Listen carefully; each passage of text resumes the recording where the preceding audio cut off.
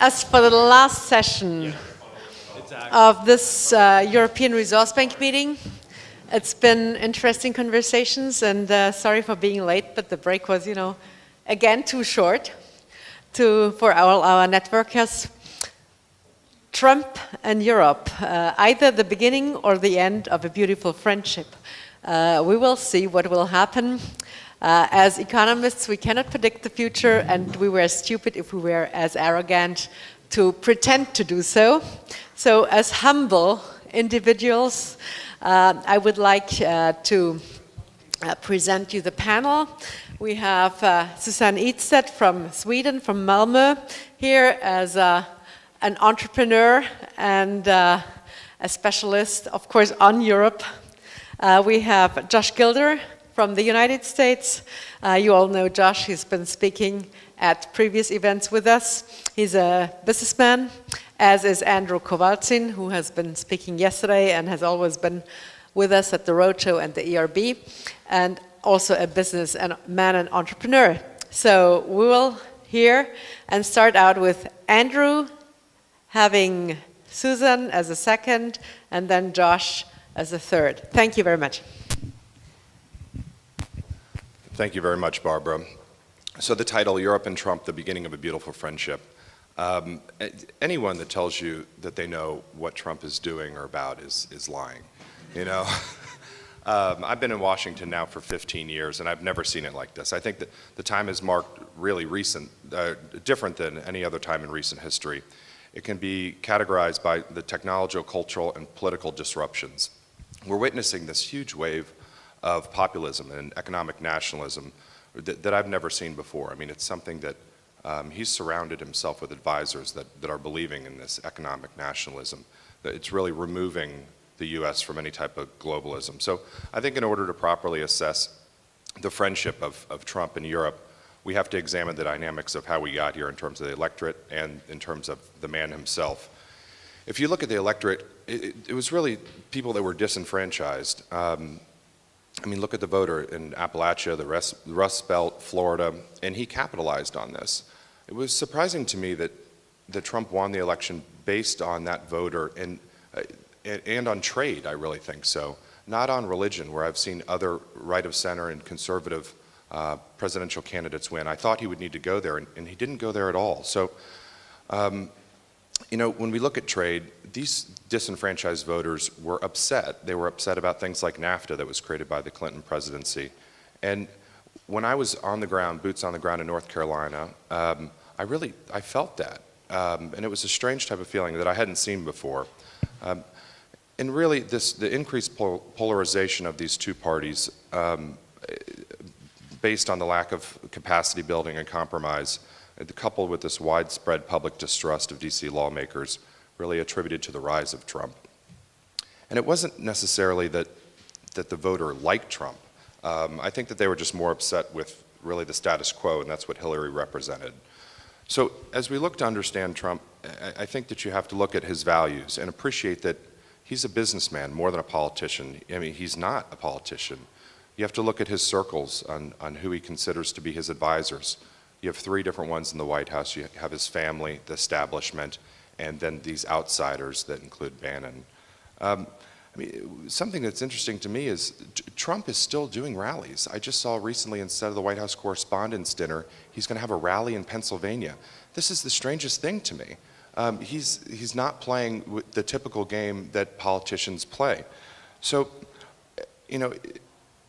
there's this whole business of consultants now trying to say that they understand Trump, and I'm working with some of them, and fortunately I've been over there to the White House to meet with them. And as an interesting story, I got a call recently, last week, from a reporter, and they said they were doing a story on how Trump isn't connecting with anyone in Washington.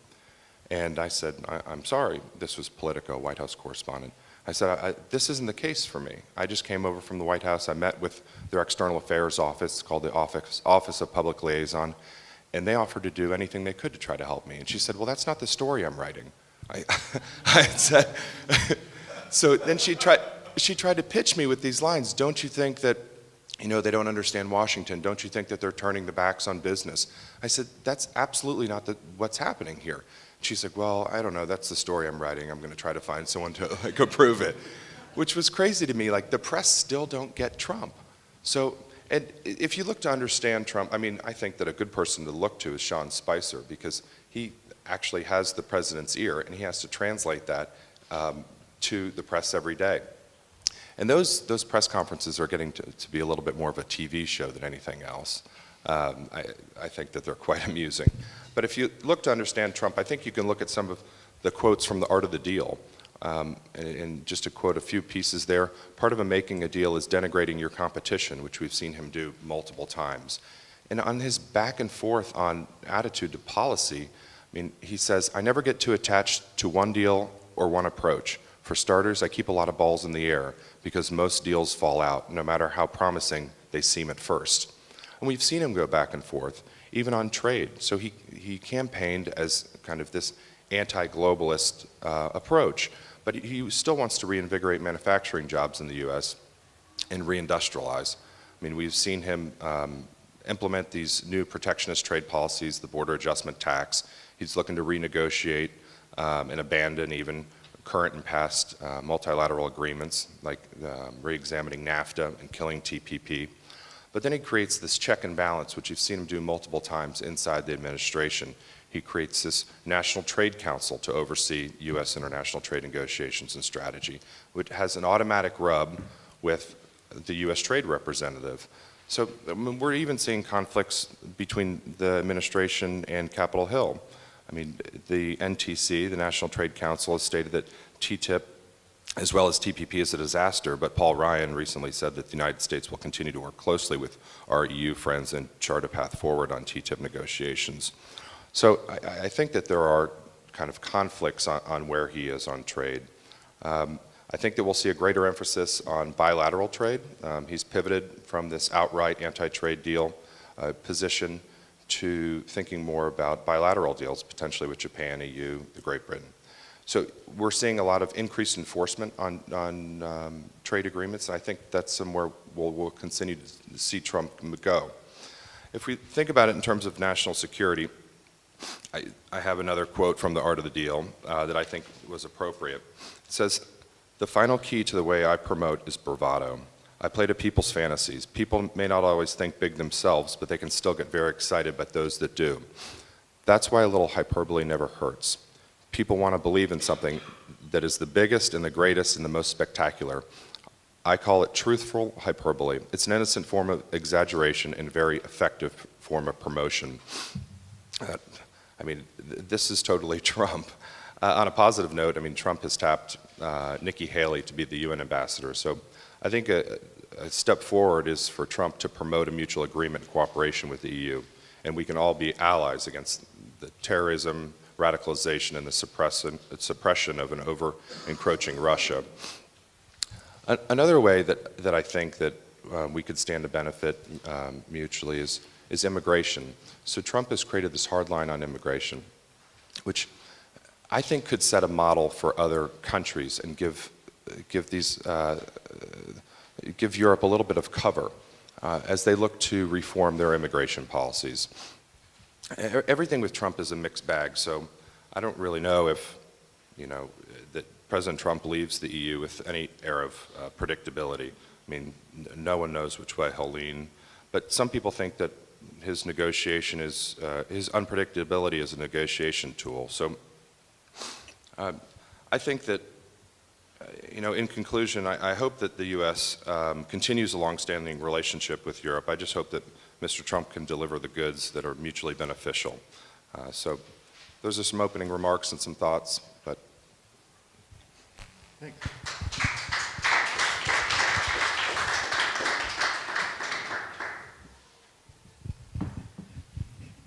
Yesterday on the Facebook, a good friend of mine wrote that he was having breakfast with his 8-year-old son. And the little boy said, "Daddy," "Yes?" "In Sweden, we hate Trump." "Do we now?" "Yes, my teacher told me that in class." And I bet that is true. In Sweden, we do have for taking Sweden as a starting point, since I am Swedish.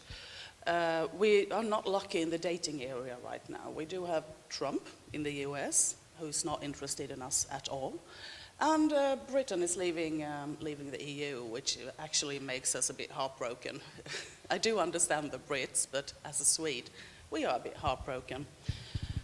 If I could give you a glimpse of our mindset, in Northern Europe, Swedes sometimes, I heard being called, we are like Germans, but more low-keyed. And I said that could have a point.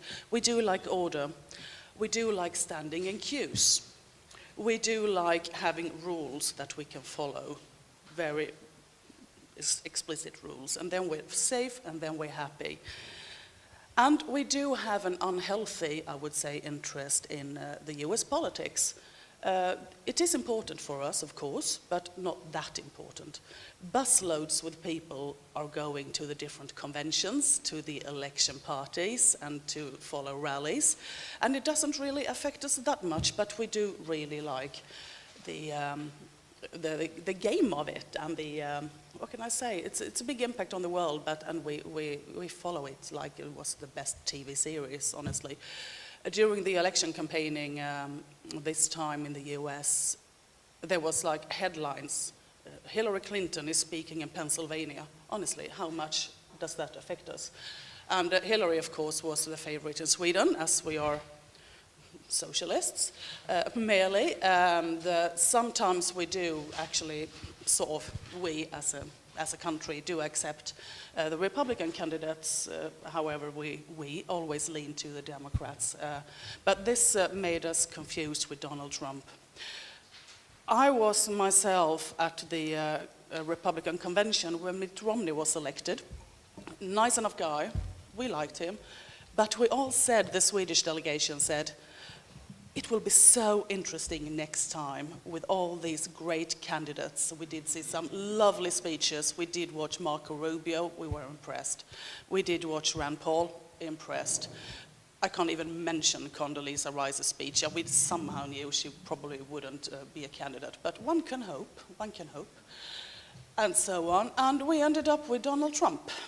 And that was something that we almost took personally. As an insult, I should say that. We do like predictability. We do like order, as I said. Donald Trump isn't one of those who personalize those things, I should say. So we have a difficulty with him as a politician.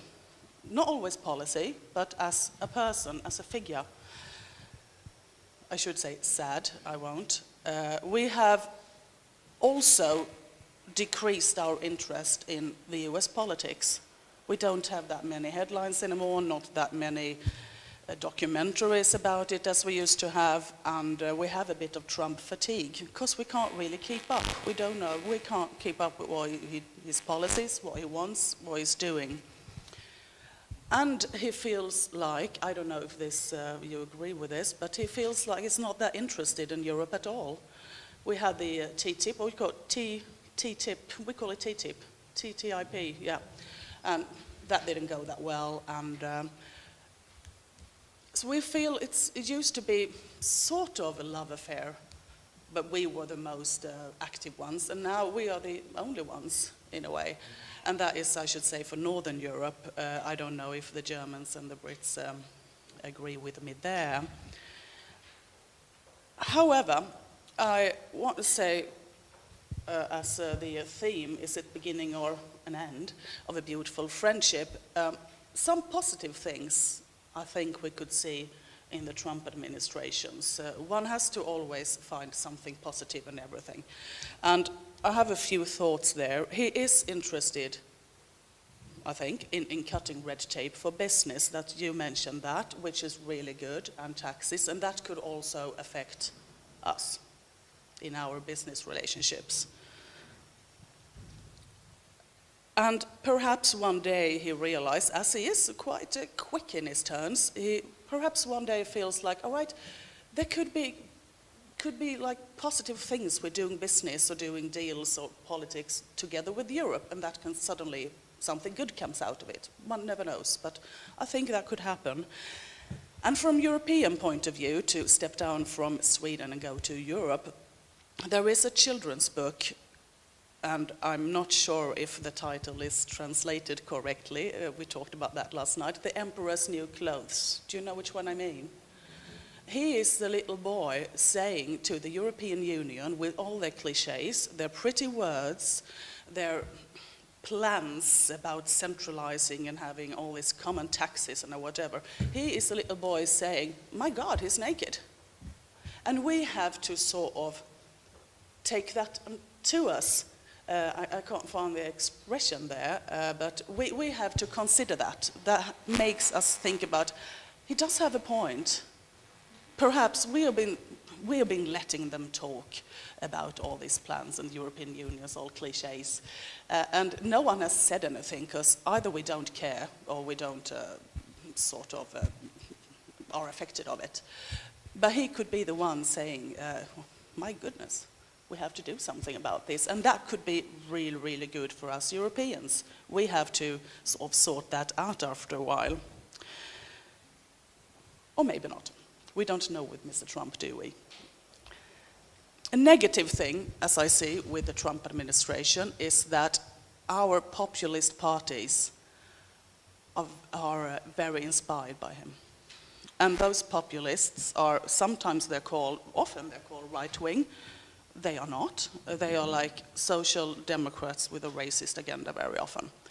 And they are inspired by his campaigning and his grassroots work, his rallies, and that is not good. They don't need that inspiration. They have Marine Le Pen at the moment as well. And that is for quite a few of our countries, at least in the Western Europe, I think. So, I did try to, as David said before, one has to pick out the goodies, and there are a few things that actually could lead to a good relationship or friendship between the Europe and the US. However, I think of these years as one of those marriages where everyone is tolerating, or both parts are tolerating each other, but we are looking around the corner, who is the next? And so I think we're looking forward to the next US election.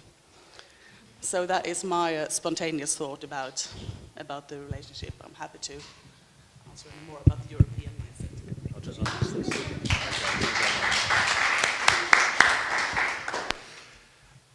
So can I just ask, is there anybody here who actually heard my presentation on, what was it, Friday morning? One. Okay. Well, at the risk of boring you three people, I'm just going to briefly summarize it, because I think it responds to what both of my co-panelists have talked about. And it was like, why Trump? Trying to explain his victory.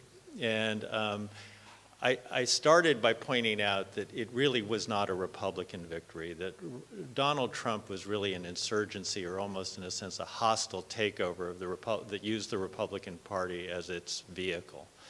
I said that, you know, when Trump in his inaugural, when he said, this is not so much the transfer of power from one party to another, but from Washington, D.C. to the people of the United States. So what did that actually mean? And then I brought up a picture of Washington, D.C. and the surrounding counties. And it's pretty interesting to realize that the four wealthiest counties in the United States, they're not in Silicon Valley with all the high-tech billionaires. They're not in Houston with all the oil money sloshing around there, or in LA with all the celebrities and movie stars. The four richest counties are suburbs of Washington, D.C. 9 of the top 20 are suburbs of Washington, D.C. Washington, D.C. does not have any business to speak of which isn't in some way connected with the government.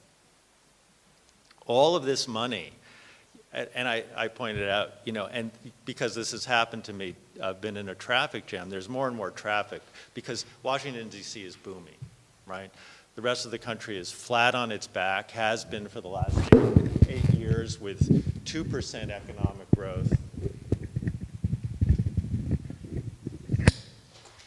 with 2% with 2% economic growth, the great suffering through the Great Recession, which did not happen in Washington, D.C. There was no recession in Washington. It was a blip.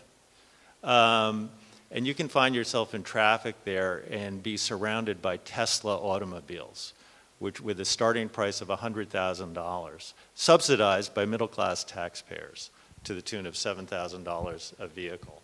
So this is what we had in Washington, and I think it explains what, you know, Andrew was talking about, the bubble, right? We had Democrats and Republicans. Eamon was talking about, like, Washington is kind of an imperial city, and I think that really, that's a wonderful image. And everybody says, oh, I belong to the Institute of blah, blah, blah, and blah, blah, blah. Republican and Democrat, they are so out of touch with what's going on in the rest of the country, it's not funny. And what's going on in the rest of the country, to use Donald Trump's word, is carnage, absolute carnage. We have people who, in the prime of life, you look at the employment of 44-year-olds, 40 to 44-year-olds, it's been dropping now, not just under Obama, but for 4 decades. Manufacturing employment fell off a cliff. It's been declining since the 70s, but it fell off a cliff in the last recession, and this employment has not recovered. So what does that actually mean to people who live in this situation? What it means is, like, for the first time in American history, a major demographic group, first time outside of the influenza epidemic in 1918 or war or the Civil War, a major demographic group, white, middle-class men and women between 29 and 64 are actually experiencing declining life expectancy. That's carnage. No other wealthy country in the world is experiencing declining life expectancy.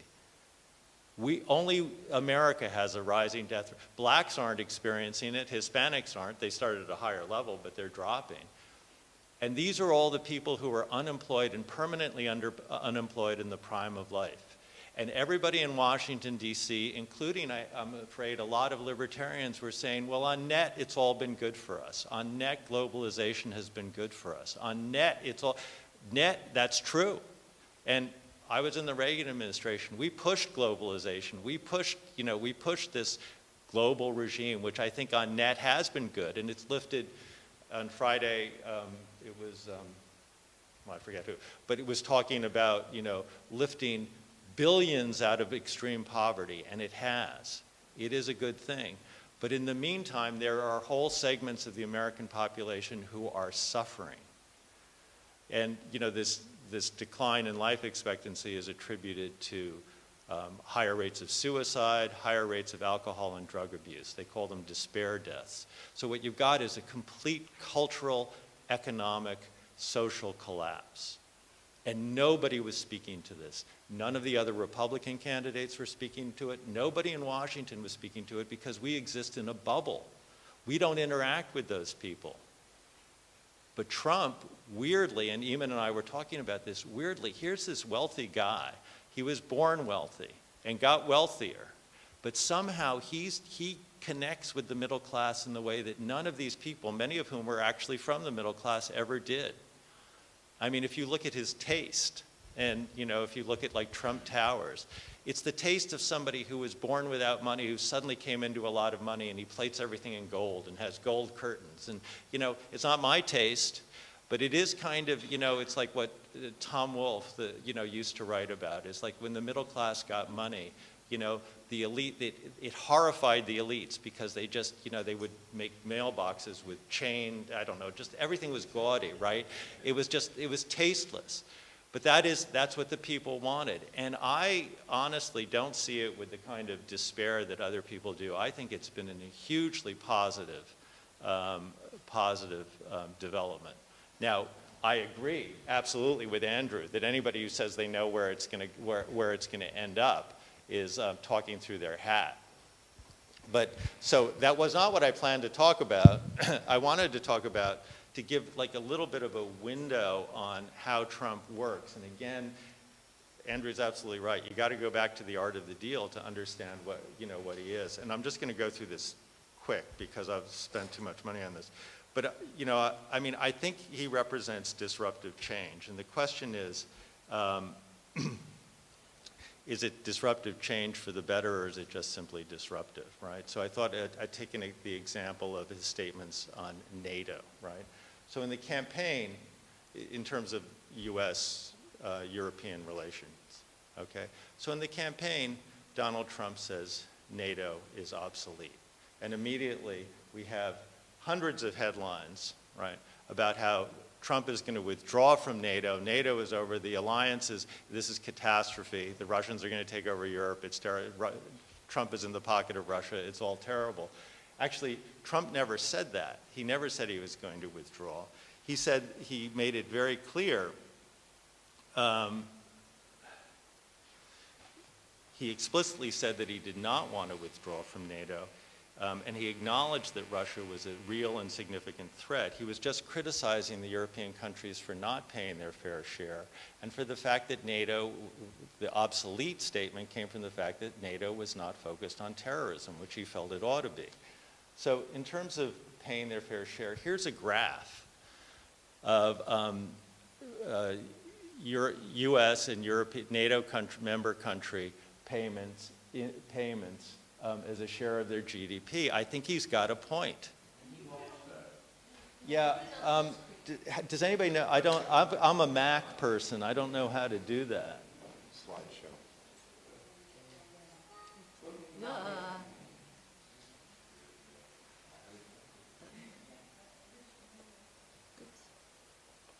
Thank you.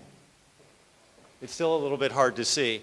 But the point is, what you've got is the United States, even with the sequester, right, is paying in 3 times the amount as Europe's richest country, Germany.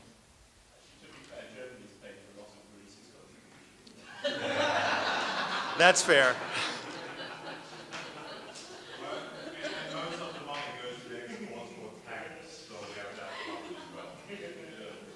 I'm sorry, what? Most of that goes to export of German tanks. Right, okay, good. So,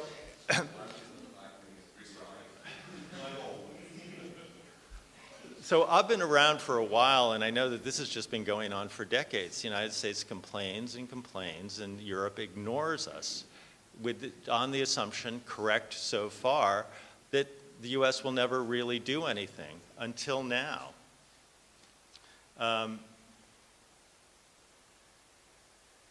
This is the headline of Trump theoretically handing Merkel a bill for arrears and NATO payments of $370 billion.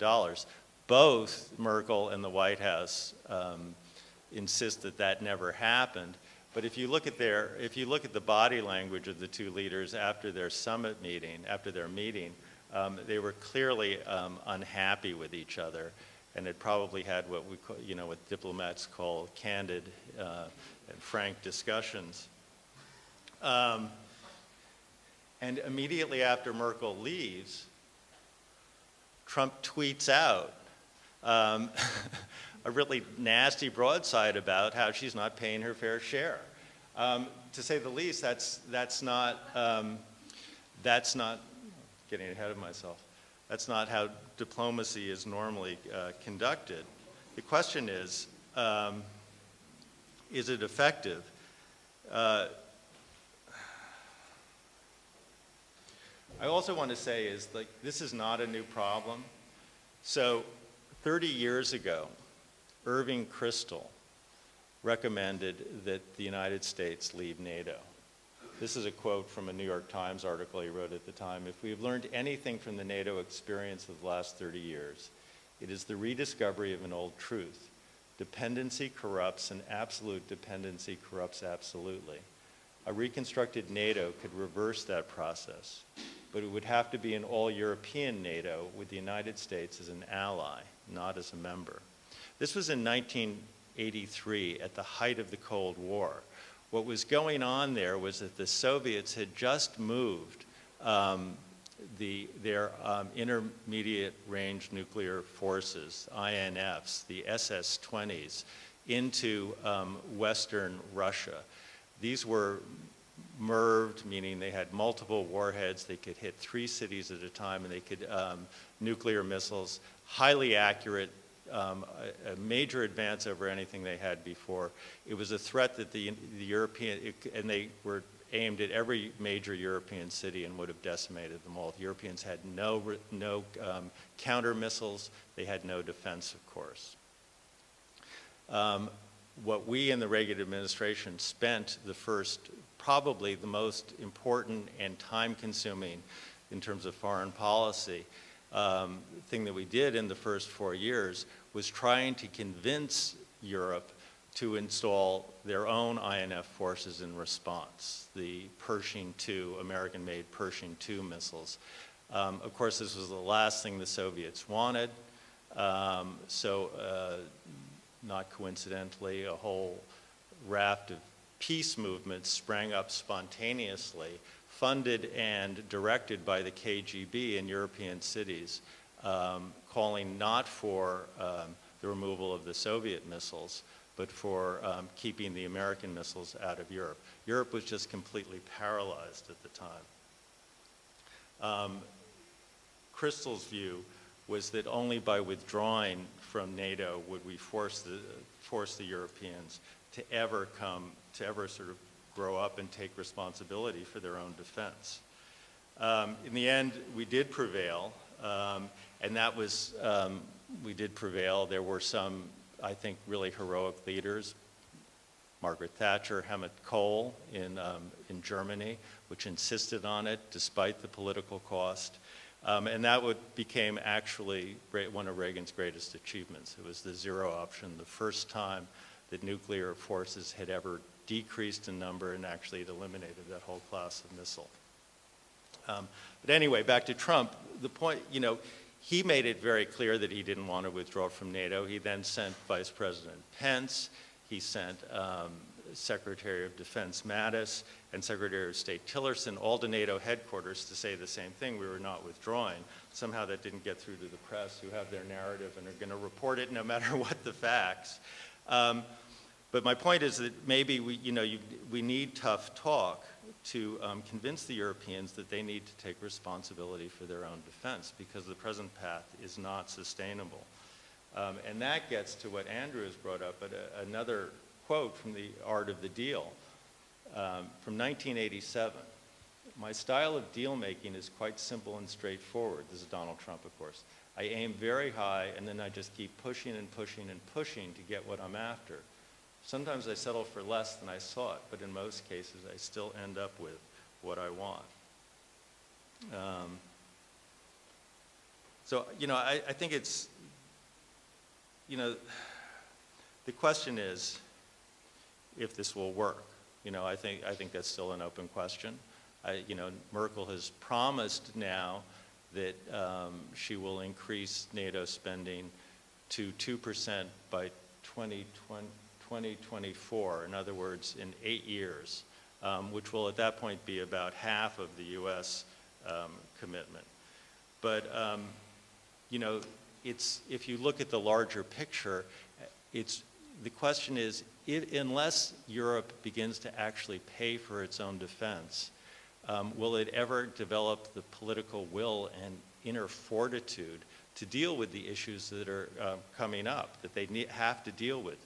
Russian aggression, Iranian nuclear missiles, which thanks to the historic Obama treaty, are going to be pointed at European capitals within 10 years, or the growing and chronic threat of terrorism.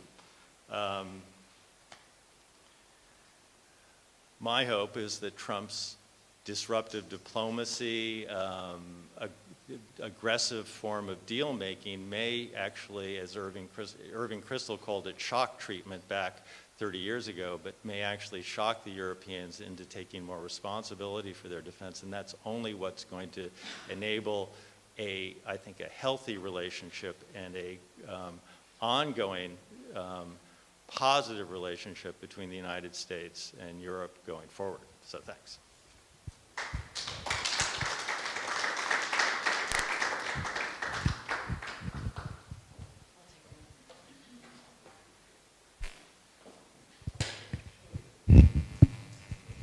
Kent.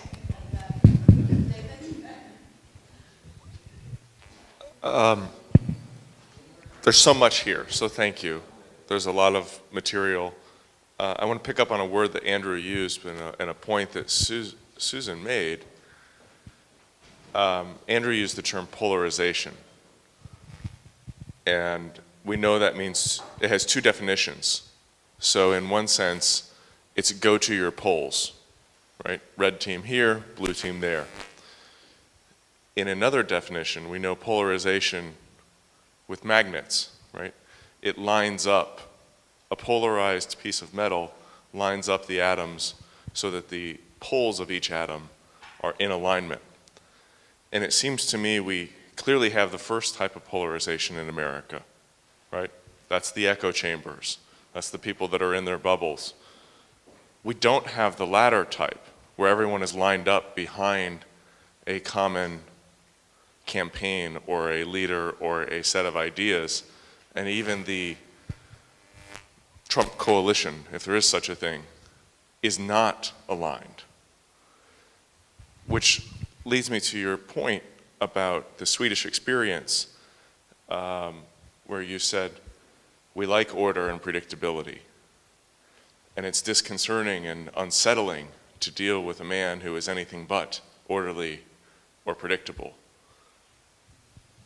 And if that experience in Sweden is indicative of Europe, or at least some other Europeans, maybe not all of Europe, it's a great big and varied place, it would suggest to me there is nowhere forward for the relationship between Trump and Europe to go but down. And if that is the case, it brings me to my question. Right? I have several ifs, and any one of them you might dispute. But if that is the case, it suggests to me not necessarily a horrible outcome, but the following potential. And I wonder your feedback, how realistic this is. It might change the dynamic of the relationship so that European nations and the people in those nations no longer think of their relationship with America in terms of a political leader, but with some other aspect of America, whether that be corporate presence like Starbucks, or an actress like Meryl Streep, or Tim Cook, who brings jobs and wealth and wonderful tools in our hands. Is it possible that we will break the idea that the relationship with America is bound necessarily to a single figure who happens to be a government official? Well, I think that's a good point. I think that more companies are starting to realize that they need a corporate foreign policy and adapting that. I don't necessarily think that there will be a complete shift. I mean, I had another quote here from The Art of the Deal that I think is relevant to this. You can't con people, at least not for long. You can create excitement, you can do a wonderful job of promotion and get all kinds of press. You can even throw in a little hyperbole. But if you don't deliver the goods, people will eventually catch on. You know, with President Obama, he was like a short-term elected before he was elected president, you know, just a senator. Trump has no history, so it's really hard to, that's why it was hard in the campaign to attack him, because there's no political history there. He has no voting record. I think that the longer he is in office, that will create some type of, a little bit more of security and predictability of his track record. So I think as he develops that we'll start to see people may get a little bit more comfortable. So, can I just, yeah, thank you. Right now, the media in Europe, at least the one I read, is so dominated by Donald Trump. Donald Trump is the USA. We have, for example, discussions on high-level politicians in Europe saying, oh, it's difficult times now, aggression in Russia, Donald Trump in the US, in the same sentence. insecure times, we need to close ourselves. We need to sort of cooperate more among the European countries. And why don't look with trade? Well, TTIP didn't work. Perhaps we should look a bit more in India or whatever. So it is very dominated by the troubled times, as we call it, which is, I think, a period that will last for a while. I think it depends how I say it. Yeah. However, businessmen are businessmen, and other organizations do have a driving force within themselves. So I think, in a while, we could see cooperations between perhaps a business organization in Europe with a business organization in the US, and sort of push away the Trump factor. And still, because we do like each other, honestly, we do. We're the Western civilization in a way, so we will find ways. However, we're a bit paralyzed right now, I should say. And it does scare me, the thing I just said, that we talk about aggression in Russia and Donald Trump in the same sentence. It's that bad, honestly, at the moment. However, as I said, things does change with this man. Suddenly, something could happen. He'd take an interest in doing business or whatever with Europe, things that not are hotels or golf courses, and we could establish a relationship. That could happen, but right now, honestly, I can't remember last time I've seen such a negative, I'm trying to be polite here, a negative feeling against one single person. So for now, Donald Trump is the US. Obama was the US. George W. Bush was not the US, I should say. A lot of people liked him. A lot of people did have something to say about him going to Iraq and stuff. However, the US was still, we did like US.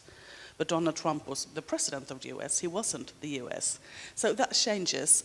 Now it is a state of shock, basically, I should say. So 2 observations about Donald Trump. First was that he embraced his wealth. Mitt Romney did not. He was embarrassed by his wealth. Donald Trump in Iowa gave people helicopter rides.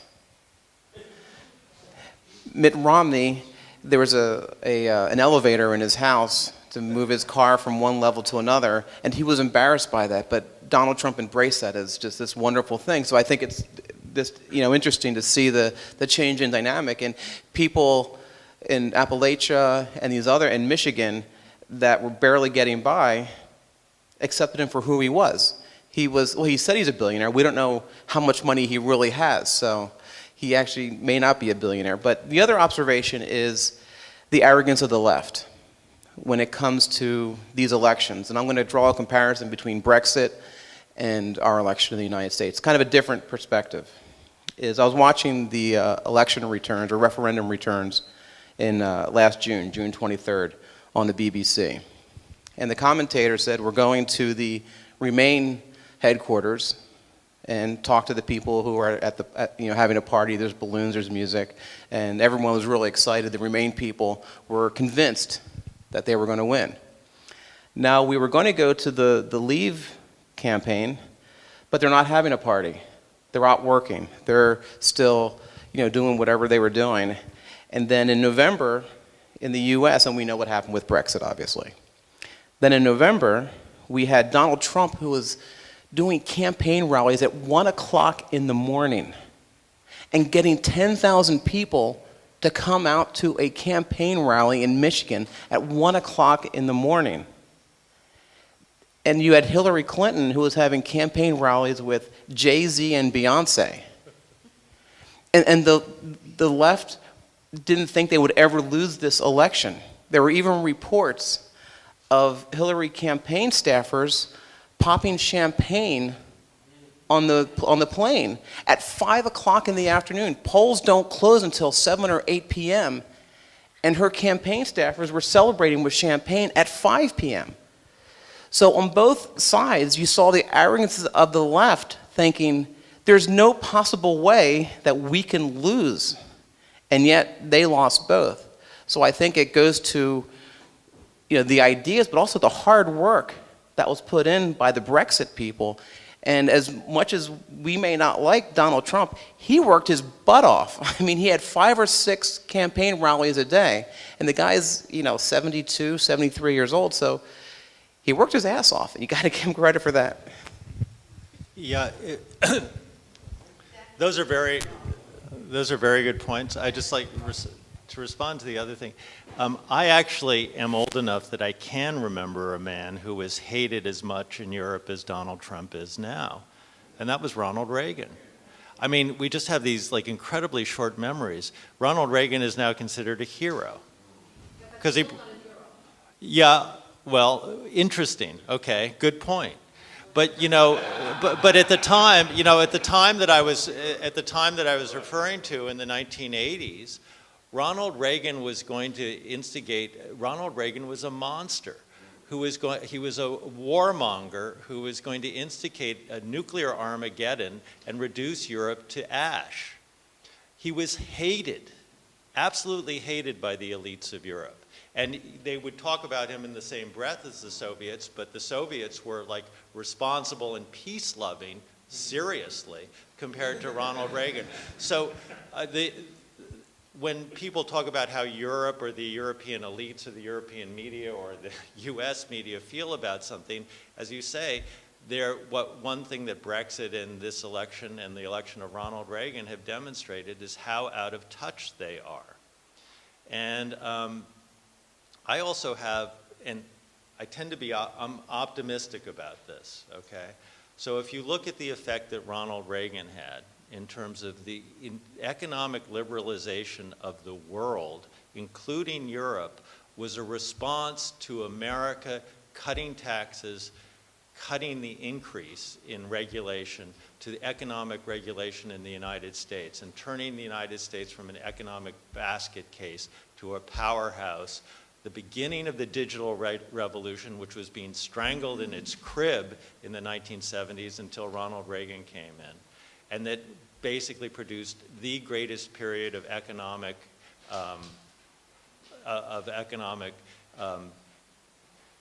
empowerment throughout the world ever, right? I think that same thing can happen again. This whole conversation has been about how Europe is basically strangling itself with taxes and regulation. Its change is not going to come from the inside. It's going to come from somebody some enormous disruptive force from the outside. I believe it's from I'm hopeful that it's from Donald Trump. If you look at what he has done so far, right? And where he's going. Who is Donald Trump? What does he believe in? He was supporting Democrats before he came in, but he's done what no other Republican ever did or even thought of doing. He has cut effectively hundreds of billions of dollars in regulation already. The waters of the United States, the Clean Air Act, the Clean Power Plan, these things that were basically, again, strangling energy development in the United States. He's opened up energy development offshore and on public lands. It's more symbolic than anything else, but okayed the Keystone Pipeline. I mean, America is going to become, and he said he wanted to do this, and we're on to becoming the greatest energy producer in the world. We are going to be booming, and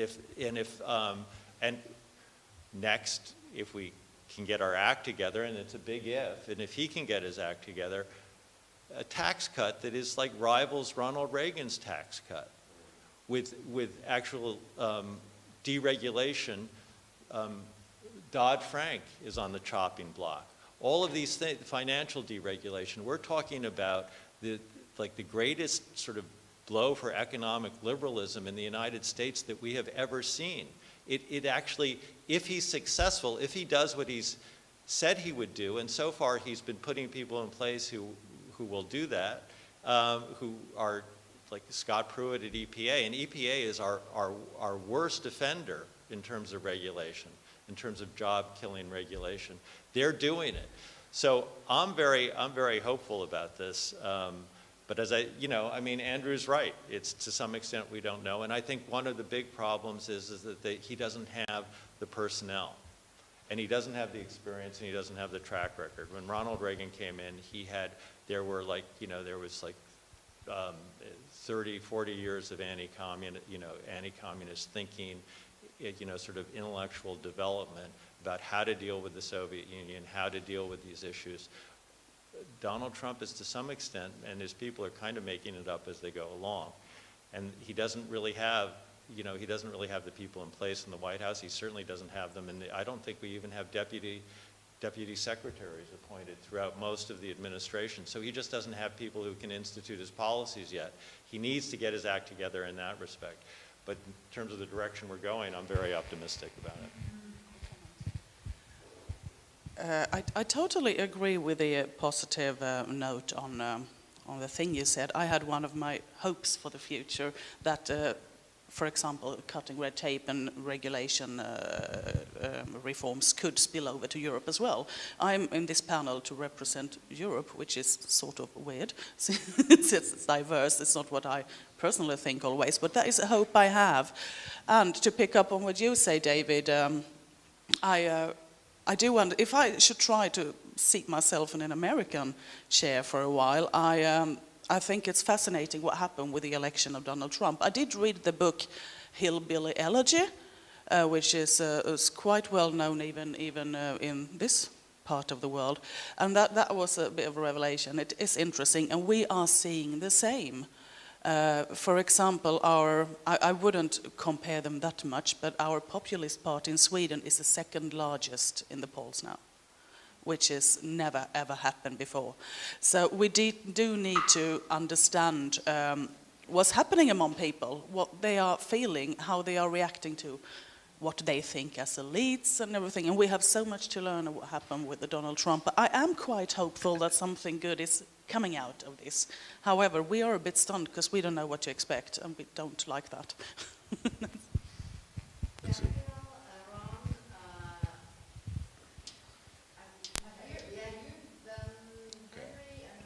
Okay, then I better make it quick. So to continue on just that note, as a German, I should thank all the Americans on behalf of the German left. Because you have done by electing Donald Trump one thing. You have reconfirmed that you are culturally stupid hillbillies and savages in the U.S. That's how the U.S. is portrayed by the German left all the time. And I was very happy that the so-called peace movement was mentioned, because the remainders of the peace movement in Germany, that, as rightfully said, fueled by KGB, is still there and is fueling that process as well, just as the German left has always been an anti-American force, and the German media is now picking up on that. So on behalf of them, I should thank you. From my perspective, there's actually, to continue on the positive note, there's actually some positive prospect in that. And I was talking about external shocks 2 days ago, and I think the election of Donald Trump could be a positive shock for Europe in 2 ways. Number one, that we actually look into the arguments of the populists we have here in Europe, and actually not try to say, you're stupid, we'll never win. Say, okay, you might be stupid, but I still have to talk to you because you actually might win. And the other thing is that Europe starts to mature.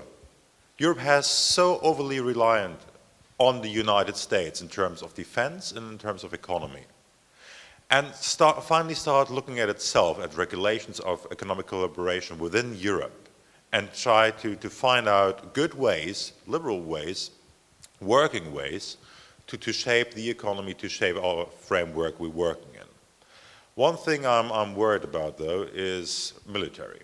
I don't know how many of you have been in the army. I have. And I can say from German perspective, we have a relatively good army. We have a lot of spending, more than we actually would need for that size of an army. But the question is, where does the money go? And the money does not go to actually modernizing the army. It goes to crony structures, mostly also like you have in the US. And having the US military spending doesn't bring you really anywhere. building new aircraft carriers and these kind of things. Yeah, you're overspending on military. You're not having an efficient army, you have an overpaid army in the United States. A bloated army, and I've already seen that from the budget proposals of the administration, you're over-bloating it even more. But to come back to the positive point, I think there is a good chance that A, maturing in Europe, and B, also then having a more mature relationship with the United States at the end of this administration. Would you like to comment on that, or can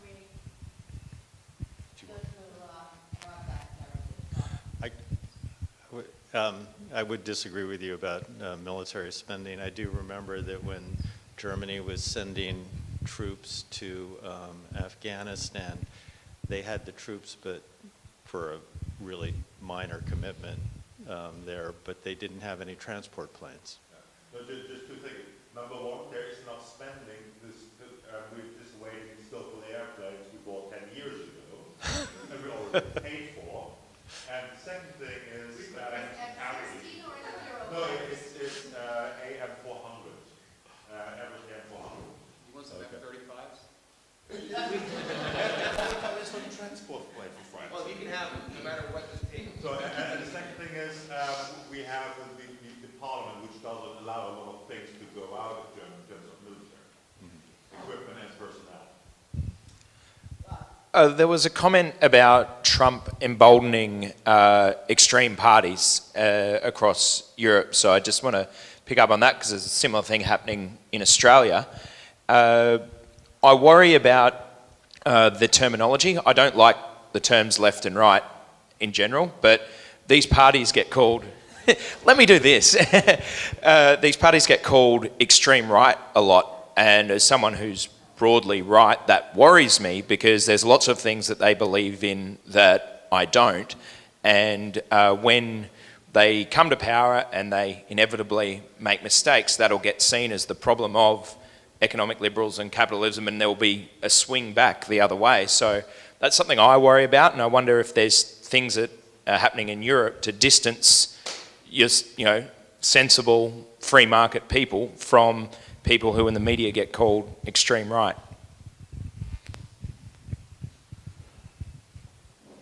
I should say, I totally agree with what you say, and we see the same things as you do. However, here it is mostly about immigration at the moment, and that sort of overshadows everything. And that is one of the major differences between those called right-wing, extreme right-wing, which I said before they are not, and liberals, conservatives. So that is the discussion is unfortunately now not at all about good things, like important things like free trade and different other freedoms, you can say. It's all immigration, immigration, immigration, and it's both tiring and devastating for the discussion, I should say. But we do see a growth of that, and since immigration is such a big issue here, we do not have Trump every day on our headlines anymore. It's immigration we do. So I should say they are living off that air. That's air they're breathing, and that's what they're eating, and that's why they're growing. I think it will sort of play out, and we can start talking about other issues again. However, today it's infected, I should say. At least I can't speak for any other country that much, but in the Nordic country. So I should say so. But and they, we had the French election today, which are also having a bit of impact on our populist parties. So I don't know if that's an answer, but we do see the same. In a long-term run, we do see the same as you do. However, now it's a bit of chaos, to be quite honest. Andrew, Josh, would you comment on that, or? You talked a little bit about the opportunity to ruin a brand and what the parties can do on the right and on the left to do that. I think that I share a similar concern with President Trump, elected as a Republican, but is he really sharing all the values of the Republican Party? People can argue, maybe rightfully so, no. Republicans controlled both chambers, the House and the Senate, and they controlled, I think it's over 25, both chambers in state legislatures. There's an organization out there that's seeking to flip states. And it's not just state legislatures, it's lieutenant governors, governors. And so Republicans hold like a pretty heavy deck of control. And then you have this Republican president nominated and elected. And I think that he could do a lot of damage to the Republican Party, to our strength that we've established. He also could provide a lot of opportunity. But I share those same concerns that we may have really the opportunity to ruin a brand ourselves. Josh, would you add on that or not? No. Okay.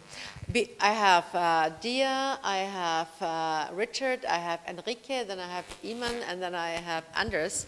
And I would also like to add something with regards to Trump. No matter how his politics will work, I think he brings back humanity back to politics, away from the detachment that the political elite, at least in Europe, has seen, whether it's the Junkers or the Trumps, the Junkers or the Schulzes. But I think Trump is tangible. And I think this makes it probably easier for the somewheres, talking about the somewheres and anywheres, but about for those somewheres to understand and to be interested in politics again. Oh, thanks. Thanks very much for that. I do have a question for the panel, but I just wondered if I could just quickly get back to Rod. Oh, you are here. Hi. In terms of the rhetoric around right and left in Europe, I want to add to what Susan actually said about immigration. That's very much the issue. You might have noticed with to a certain extent with Brexit as well in the UK. Funny thing is, the problems highlighted around immigration is coming to a great extent from the left in the UK. It would be traditionally Labour seats up in the north, for example. Ian and Richard would both know. So it's quite interesting how that's being lobbed into a sort of being a far-right issue as well. Not just a right-wing issue, but a far-right issue when you're talking about certain cities, for example, not being able to cope with the flow of immigration and equating that with racism, etc. So that's been quite interesting. So you're absolutely right about the rhetoric. At the moment, it doesn't make any sense to me whatsoever why we're in the right and someone else is in the left or the other way around. But from the panel, and possibly from other Americans present in the room, the one thing that I keep hearing is unpredictability when it comes to Trump. And that, like Susan, as a Brit, it also worries me somewhat, because we were talking about Brits queuing up for looting, because that's the most efficient way of looting, and Americans finding it funny, whereas it makes complete sense to us. But I was just wondering, in terms of foreign policy, this unpredictability of Trump, how does the American system work in terms of making sure that Trump doesn't wake up one morning and start a war? So someone who doesn't know very much about your internal workings, can you give us a little bit of hope and comfort that that's under control?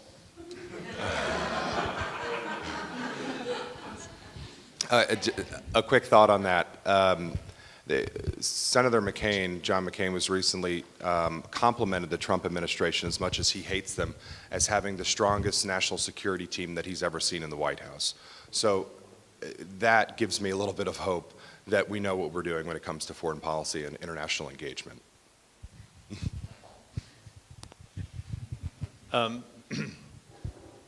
Yeah, actually, in foreign policy, the president is very powerful, and there aren't really that many checks and balances on him. So maybe you should be scared.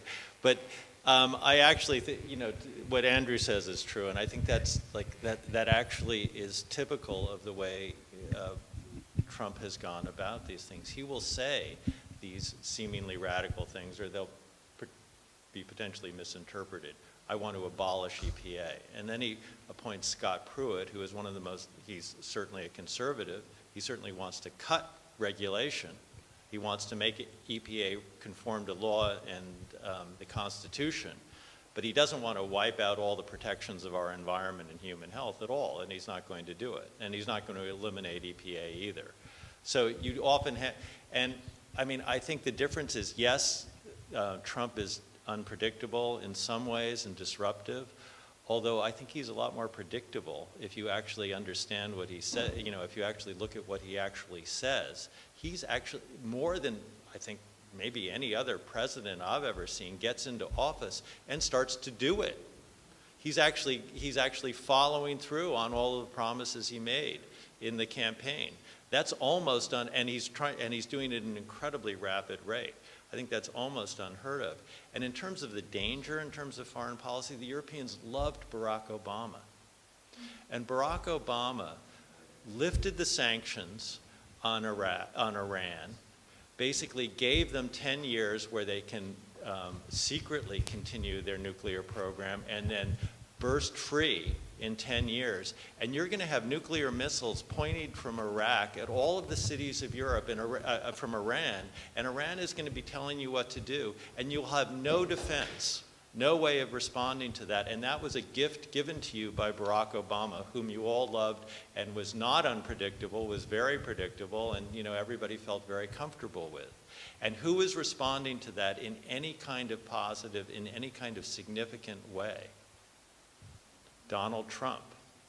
He's already put the Iranians on notice and they're already violating the agreement anyway, right? They're already violating it. They're building their missile capability in the meantime, so as soon as they have nuclear warheads, they're going to put them on the missile and they're going to point them at you. And Donald Trump is the one who's saying, this is not okay, we're going to reinstitute sanctions. And he does things like bomb Syria, right? Enforce a red line on use of chemical weapons that Obama would not enforce. He doesn't go to Congress and use that as an excuse for inaction and paralysis. He does something.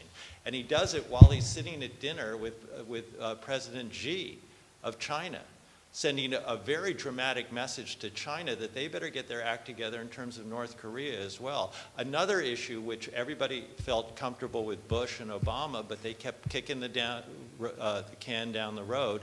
And now we've got this nuclear-armed psychopath in North Korea, who's threatening the world with nuclear bombs, and nobody was doing anything about it, but Trump is.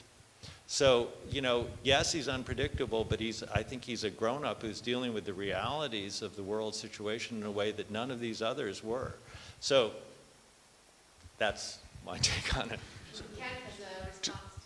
Just real quick, I think it's important to note, Josh is exactly right. The United States president has near plenary legal power. However, there are other institutions in place, and President Trump is checked extremely by procedure. So counterintuitively, no one would have expected this. These safeguards in place, exhibited through the example with Syria, we have a whole lot of generals running things. So the National Security Council and the Secretary of Defense, these men are disciplined. They come from a culture where you make decisions that must fit within the law, and if an order comes that doesn't fit within the law, they won't leave the room. They'll stand there and wait until it's corrected. And so the procedural checks, there was not bomb Syria. It took 4 days. And I don't know that that is great comfort, but it's a comfort. And, when you're drowning, grab any life raft you can.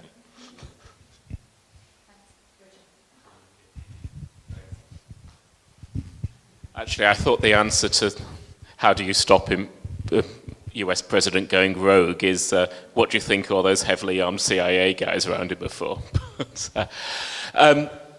Tying it back to the last session, I agree with you. I'm not worried that Trump's going to pull out of NATO. I don't see him doing that.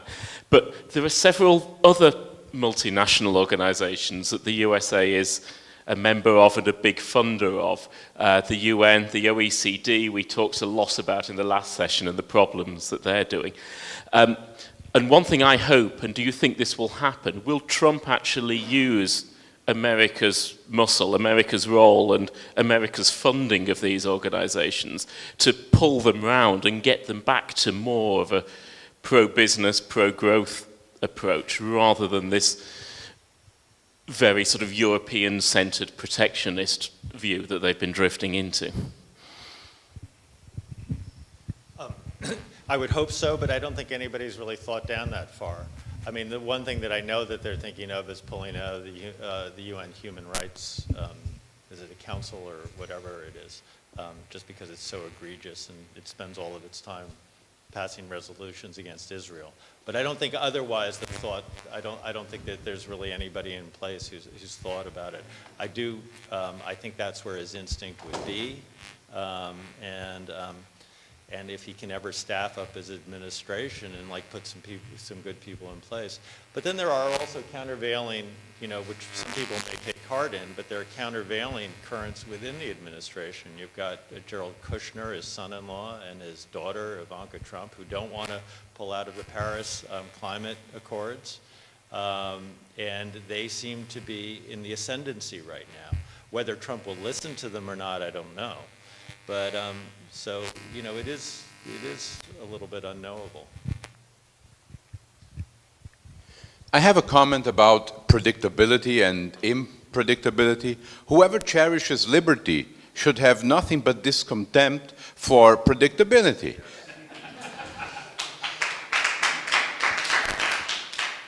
I think I belong to this community too. I think it's especially problematic when business people go around and say, well, we need predictability. The answer is no, that's life. If you want freedom in the economic realm, you should accept freedom in the political realm too. There is no point in judging people or politicians along the scale of predictability. There is no intrinsic value to that. The thing I think we should be looking at is if politicians have an agenda that is more or less reliable in terms of more liberty. And in order to get an agenda, it's to us how to adapt to that agenda, because they are not going to adapt to us. Thank you. Yeah, and Anders is the next one. Anders is the next one. You will be after Anders. I have no question and perhaps more observation, but I don't know if anyone more than here, I read the Financial Times on the iPad. Is it? Oh, then I'm on the one. They had for months this first swipe, the first page with a headline news, and then it's Brexit, and then it's Trump, and then it's the rest of the news. And I get a little bit bored about this discussion, so I swipe Brexit and Trump and read all the interesting news. But I just looked at today. There is no more Trump page. Is that perhaps a normalization of relationships? It's only Brexit. Well, I just want to knit some of the elements together, because I think that I absolutely agree with you. Unpredictability, that's why I moved over here, you see, and I went outside. Because what Josh said about Reagan is so true, and Josh's contributions are really interesting, and he has great experience because he worked in the Reagan era as a speechwriter. I don't know if you're aware of that, but I thought I'd pump up alert them all to your CV, Josh, But we had a really interesting private discussion, which he's referred to, about the fact that in history or politics, people always think there's something new and it's never happened before. It always happened before. So the Reagan revolution of the 80s so resembles really Trump.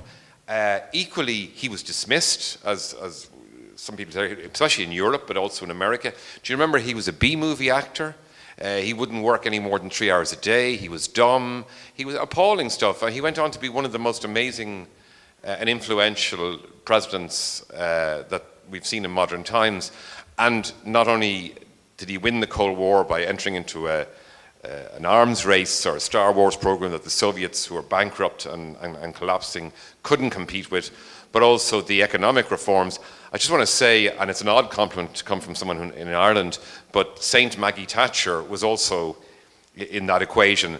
And Dia looks up, hopefully, of course, at the mention of the British icon.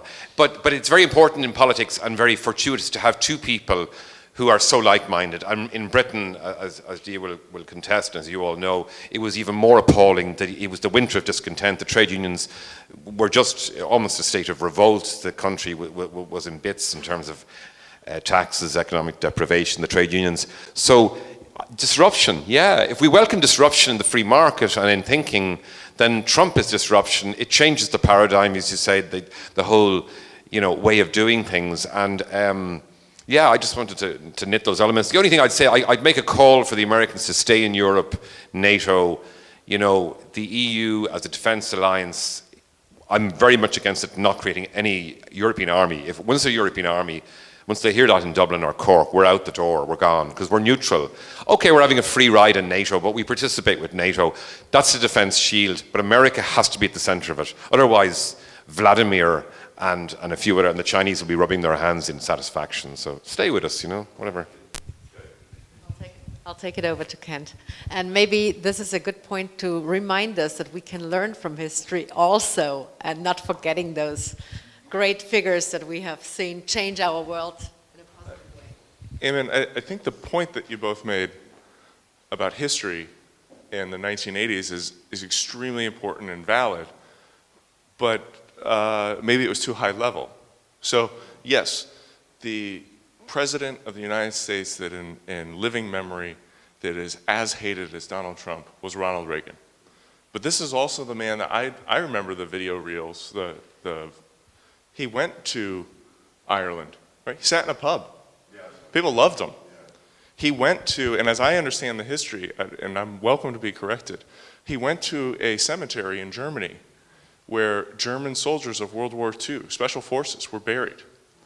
Great controversy, welcomed by the German people for the respect. So he wasn't hated by everyone. He was certainly hated by the elite, right? B-movie actor, lazy, doesn't know anything. But there is a fundamental difference. Ronald Reagan spent 10 years traveling, writing his own speeches. Ronald Reagan was a 2-term governor of a large state. Ronald Reagan came into office with a cadre of people and he said, this is where we're going. Go get it done. I don't need to fill in the other half of that equation of what's happened in the last 6 months. Right?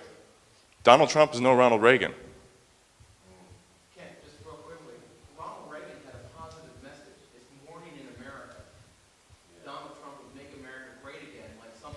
And carnage in America. Right. That's not positive. So there was a big difference between those two messages of the candidates. So I agree. I want to accept your point, but only add some nuance. Yeah, right. I think in terms of a British attitude, so Reagan was hated by the left. I think what's surprising is the hatred of some of the conservatives of Trump as well, which I don't think we had really with Reagan.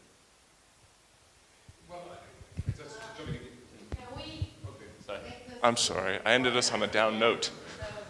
I think you want to respond to that. Didn't you? Yeah, I think this is like all seen through sort of like the myths of history. I mean, that was not what it was like at the time, right? Ronald Reagan did not come in with a large cadre of people. I mean, I remember there were about 5 Reaganites staffing the White House, and they were all in the speechwriting department. They were like, it was not, basically it was the Baker people. It was like there was it was like hugely contested at every moment of the Reagan administration. Where it would come down on any specific issue was an issue of major contention. It wasn't all determined by history or anything. It was always up for grabs. It was actually always highly unpredictable. In terms of the Bitburg speech, I wrote that speech. I know what was going on then. He was reviled by all of the United States, by monolithically by the media for going and paying homage to SS troops in that cemetery. He was reviled throughout Europe for that same thing, but he did it because he had made a promise to Helmut Kohl, who was putting his political future on the line by putting in the INFs in Germany. And he knew that the last thing he could do was withdraw from that deal. It was like it was one of the, he's not given credit for it anywhere, but it was one of the most courageous moves by any politician ever that I've seen. But he was universally reviled for that. Morning in America did not come until 1984. Germans react to that. That was my only point about that speech. It was mixed, and Ronald Reagan was a cowboy. I don't know. As far as I can tell, the Brits still hate Margaret Thatcher. I mean, I don't know. You know, you say like it's kind of. I kind of feel that anybody who comes in and disrupts you know, I think I look at the European Union and I think you need somebody disruptive. You need disruption. You need disruptive change. You need some creative destruction. And pretty much anybody who does that, Ronald Reagan, Margaret Thatcher, now Donald Trump, they are hated, and they are hated by the historians, and they are hated through history, but they're the ones who saved this planet from gradual strangulation and suffocation, which we get otherwise. I was going to make another point, but I can't remember what it was. So anyway. Well, are there any other questions? Otherwise, we should continue over lunch, and I would thank the panel here for the wisdom that you shared with us. And actually, Josh, you made the closing remarks already, that we in Europe, if we want to survive and win the battle, not only the one of ideas, but you know, becoming competitive again, we need disruption, and we need new approaches to the problems we face, and not the old you know, continuing kicking the can down the road and copy-pasting stuff that we know has not worked. But unfortunately, some people still cannot be as brave as we need them to be. So without further ado, I would like to thank all the speakers, and especially you today. I would like to thank our partners, CI, ATR, Global Philanthropic Trust, who has helped us with Dragon's Den, and everybody who has been here with us, and for all the great interaction, help, and wonderful dispute and debate. And there were some suggestions of writing a Montenegro or Podgorica, not only report, but also something that we should sign all together. We will put things together from the workshop. We will send out the results, and I'm sure that we will redefine the values for Europe and how we can better work together in the future. The next Resource Bank meeting will be held, as we already announced yesterday, in Prague. Eleanor will be our host. We will be announcing the dates very soon. I only want to thank you all for coming, for the great participation, and especially to UDG and their entire team. Please, Maya, Ivan, tell Milica and everybody it was wonderful. Thank you for your hospitality, and thanks for having us here in Montenegro. Thank you.